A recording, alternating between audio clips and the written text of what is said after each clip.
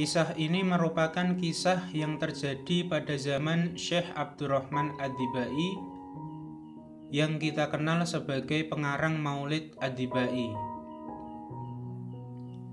Dikisahkan pada suatu hari ketika Syekh Abdurrahman Ad-Dibai bersama rombongannya sedang bersiap-siap untuk berziarah ke makam Nabi Muhammad SAW di Madinah, datanglah seorang anak kecil mendekati mereka. Anak kecil itu berkata kepada Syekh Abdurrahman Ad-Dibai, "Wahai Syekh, bolehkah aku ikut bersamamu untuk berziarah ke makam Rasulullah?" Kemudian Syekh Abdurrahman Ad-Dibai menjawab, "Kamu tidak boleh ikut, nak. Perjalanan ke Madinah sangatlah panjang dan melelahkan. Perjalanan ini bisa sampai 4 hari, 1 minggu, bahkan 2 minggu. Apalagi perjalanan ini juga hanya menggunakan kereta kuda yang kecil. Aku khawatir kamu tidak akan kuat. Jadi untuk sekarang, kamu tidak boleh ikut dulu." Setelah mendengar jawaban dari Syekh Abdurrahman Ad-Dibai, anak itu pun pergi. Dan Syekh Abdurrahman Ad-Dibai bersama rombongannya berangkat ke Madinah tanpa anak kecil itu.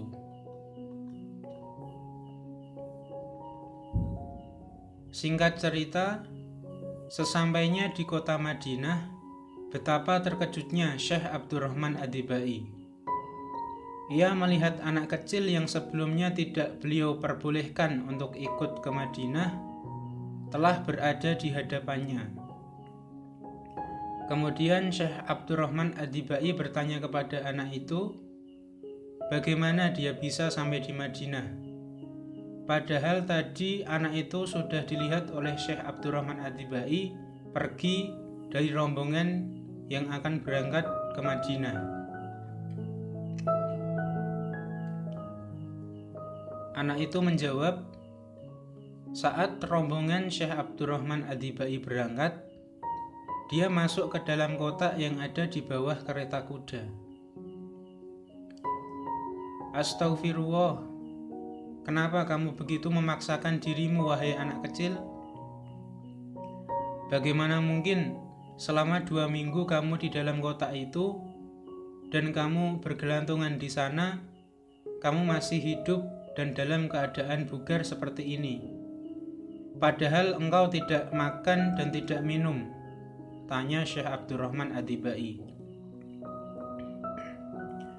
"Wahai Syekh, karena rinduku kepada Rasulullah, sungguh aku dilupakan dari makan dan minum."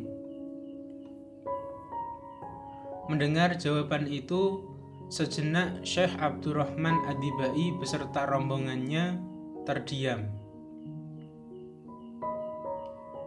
Dan tiba-tiba anak tersebut bertanya lagi kepada Syekh Abdurrahman Ad-Dibai,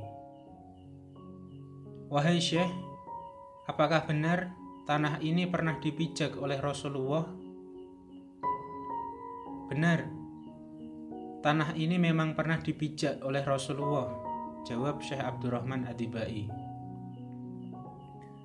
Kemudian anak kecil tersebut mengambil tanah itu dan diusapkannya ke wajahnya berkali-kali. Anak itu terlihat begitu gembira melakukan hal tersebut. Dan tidak lama kemudian, anak itu tiba-tiba roboh tergeletak tak sadarkan diri di tempatnya. Rombongan mengira dia pingsan karena memang anak itu belum makan selama berhari-hari. Namun setelah didekati oleh salah satu orang dari rombongan Syekh Abdurrahman Ad-Dibai dan dicoba untuk dibangunkan, ternyata anak itu tidak bergerak sama sekali.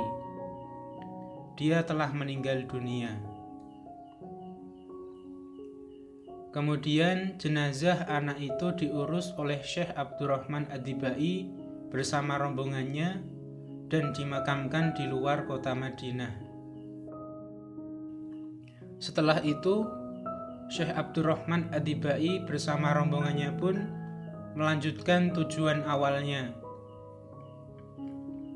yaitu berziarah ke makam Rasulullah SAW. Setelah selesai berziarah ke makam Rasulullah, ketika hendak pulang, Syekh Abdurrahman Ad-Dibai teringat kepada anak tadi. Kemudian beliau memutuskan untuk datang dan melihat makam anak itu sebelum pulang. Namun aneh, makam yang tadinya berada di luar kota Madinah tidak beliau temukan di tempat semula. Makam itu pun beliau cari bersama rombongannya hingga akhirnya beliau menemukan makam itu. Sungguh luar biasa. Makam itu kini telah berada di depan Masjid Nabawi, tempat yang begitu dekat dengan makam Rasulullah SAW. Makam ini seolah-olah berangsur bergeser masuk ke kota Madinah, mendekati makam Rasulullah. Seketika itu meneteslah air mata Syekh Abdurrahman Ad-Dibai. Beliau menangis dan berkata, "Wahai anak kecil, betapa hebat dan mulianya engkau. Sewaktu kecil engkau rindu kepada Rasulullah dan keinginanmu sangat kuat untuk berziarah ke makam Rasulullah.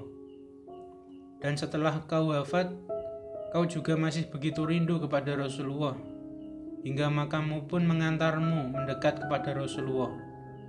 Sungguh sangat luar biasa sekali rindumu kepada Rasulullah.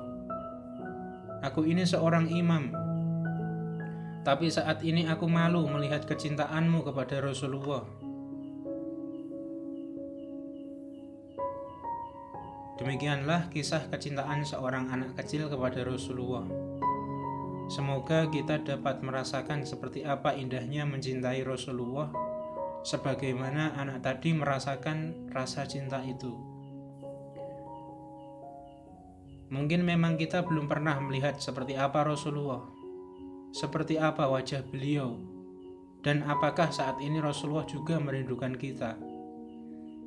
Akan tetapi dengan tetesan air mata yang saat ini menetes karena kerinduan kepada Rasulullah, semoga kita juga dirindukan oleh Rasulullah. Allahumma sholli ala Sayyidina Muhammad wa ala ali Sayyidina Muhammad. Sekian video kali ini, semoga video ini bermanfaat. Wassalamualaikum warahmatullahi wabarakatuh.